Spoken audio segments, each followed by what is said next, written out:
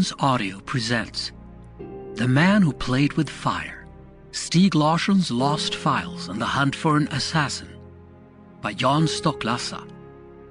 Translated by Tara F. Chase. Performed by Ulf Bjorklund.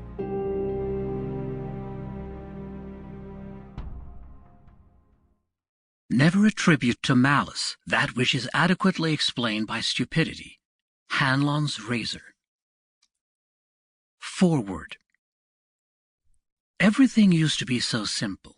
Pluto was a planet, milk was good for you, diesel was cleaner than gasoline. If you swam right after a meal, you might get cramps and drown.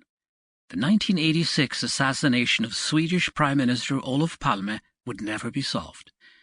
But old truths are increasingly being turned on their heads. The new truth is, the assassination of Olof Palme is going to be solved. For me, everything began in 2008, in the most Swedish way possible, judging from the majority of Sweden's murder mysteries anyway. A woman was murdered near a lake in the region of Småland, which gave me an idea for a book about murder locations. A little over a year later, it turned out that the explanation for the death was also very Swedish.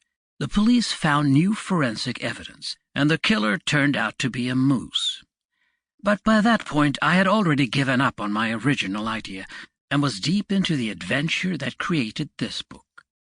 After 5 years of research, I found Stieg Larsson's forgotten archives, and stepped into a world of people and events that felt like they came right out of one of Stieg's books. Access to emails, secret recordings, undercover operations, and death. A lot of cruel, sudden death. The characters were as extreme as Lisbeth Salander and Alexander Zalachenko, only real, murderers and their victims, spies who spy on other spies, murdered women and children. Stieg Larsson's 3 books, known as the Millennium trilogy or the Girl with the Dragon Tattoo series, have sold more than 80 million copies. But his greatest achievement wasn't writing thrillers. He devoted his entire adult life to fighting right-wing extremism.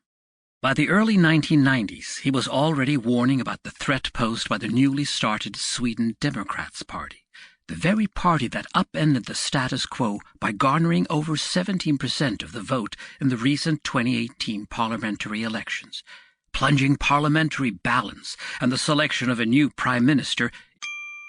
Sample complete. Ready to continue?